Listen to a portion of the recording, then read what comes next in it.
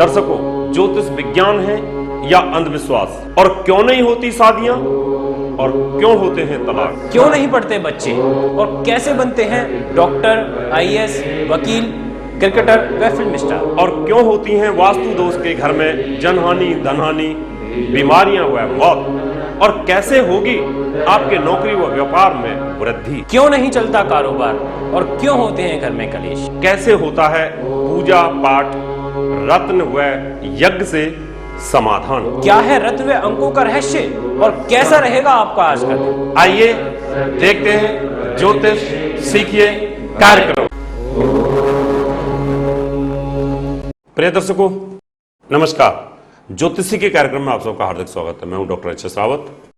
हम आपको जानकारी दे रहे हैं कि अगर आपकी कुंडली के अंदर 3 ग्रह इकट्ठे बैठे हुए हैं तो आपकी लाइफ किस प्रकार से हो सकती है और आपको कौन सा स्टोन धारण करना चाहिए, कौन से मंत्रों की पूजा करनी चाहिए और कौन से उपाय आपको करने चाहिए। इससे आपकी जिंदगी का स्थिति क्या हो सकती है, कौन से ग्रह की महादशा चल रही है, कौन से ग्रह की अंतरदशा चल रही है और कौन से ग्रह की प्रत्यंतर दशा चल रही है।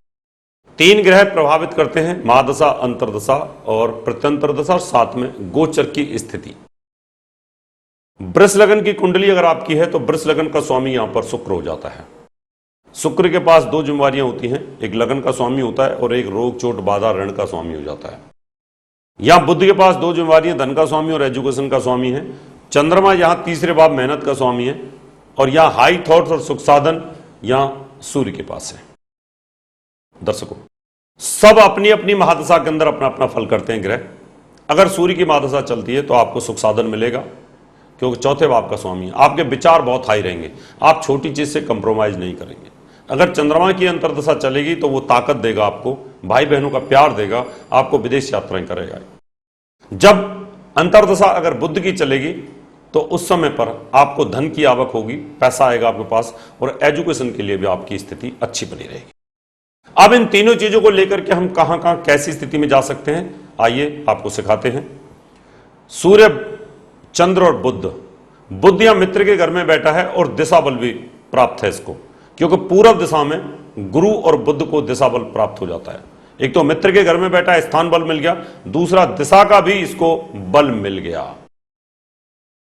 और इसको चेष्टा बल भी मिल गया, क्योंकि उत्तरायण के अंदर सूर्य है, मकर संक्रांति से लेकर के मिथुन तक उत्तरायण होता है। उत्तरायण में सूर्य, उत्तरायण में चंद्रमा है और बुध भी साथ बैठा है। इसका मतलब बुध को यहां 3 बल मिल गए। अगर आप पन्ना न पहन से तो पढ़ाई बहुत अच्छी होगी आपकी, संतान का सुख आपका अच्छा रहेगा, पैसे की कभी कमी आपको नहीं रहेगी, आप पूरी जिंदगी यहां पर पन्ना धारण कर सकते हैं। चंद्रमा का मोती नग भी पहन सकते हैं, इस नग के धारण करने से आपकी ताकत बनी रहेगी। लेकिन तृतीय सूर्य का होना ये इन दोनों ग्रहों को यहां पर कमजोर कर देगा, अंधा कर देगा, अस्त कर देगा।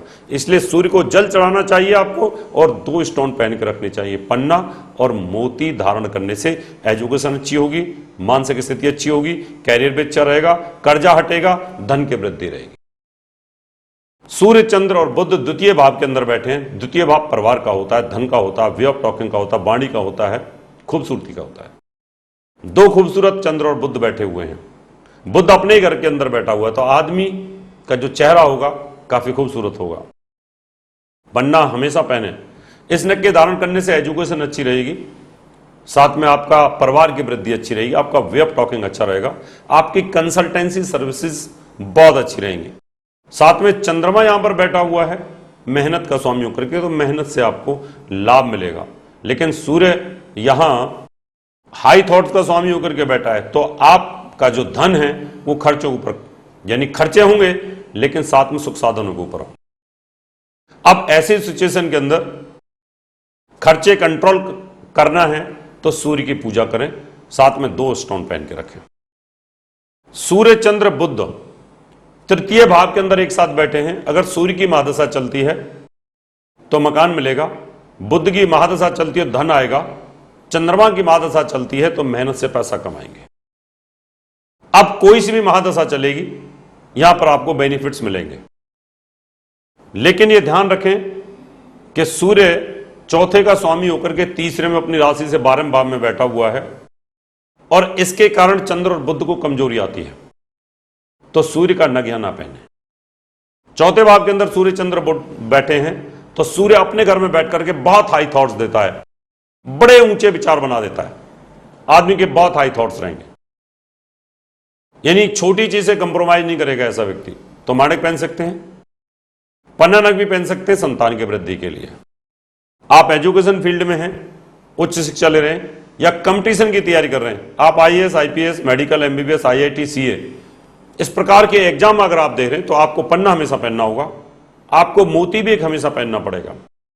माणिक चाहे पहने या ना पहने, इनके पहनने से आपके काम प्रोग्रेस हो जाएंगे और ऊपर भी उठेंगे। सूर्य, चंद्र, बुध। सूर्य नीच हुआ है, मां का स्वास्थ्य खराब रहेगा। चंद्रमा रोग स्थान में, भाई का स्वास्थ्य खराब रहेगा। और बुध यहां कर्ज के घर में बैठा हुआ है, इसलिए धन का अभाव रहेगा, कर्जा भी होगा, स्वास्थ्य भी खराब होगा और भाई बहनों का स्वास्थ्य भी खराब होगा। ये तीनों ग्रह यहां पर अच्छी स्थिति के अंदर नहीं है।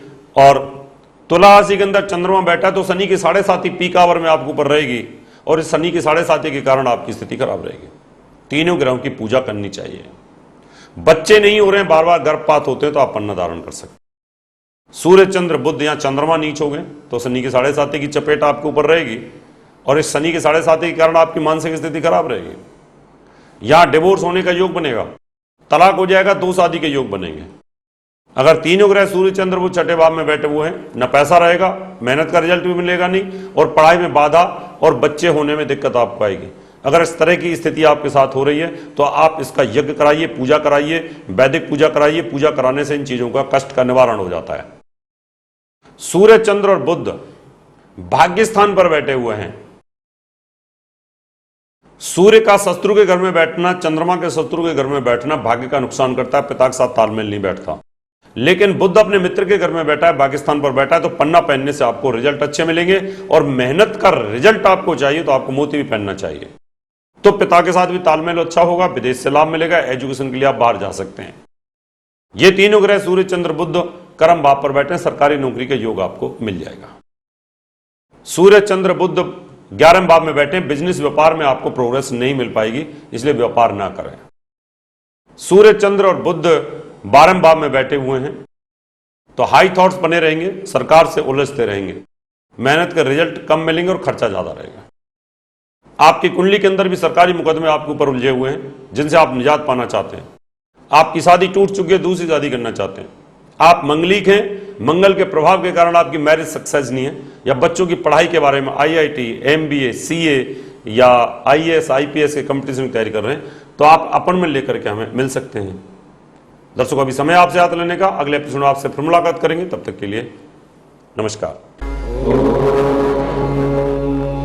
प्रिय दर्शकों, अगर आप डॉक्टर एच.एस. रावत जी द्वारा लिखित 10 पुस्तकें मंगवाना चाहते हैं तो 10 किताबों का मूल्य 2100 रुपए और फलित ज्योतिष की 22 सीडीज का मूल्य 3100 रुपए वीपीपी, डीडी, मनी ऑर्डर या हमारे एसबीआई बैंक अकाउंट नंबर 3034024646 में जमा करा के मंगवा सकते हैं। दर्शकों, अगर आप अपनी कुंडली दिखाना चाहते हैं 3100 रुपए, घर का नक्शा व वास्तु विजिट या पूजा पाठ करवाना चाहते हैं तो आप हमें निम्न पते पर संपर्क कर सकते हैं। हमारा दिल्ली का पता है महर्षि पराशर ज्योतिष विद्यालय, C9 महिंद्रा पार्क, पंखा रोड, नई दिल्ली 59।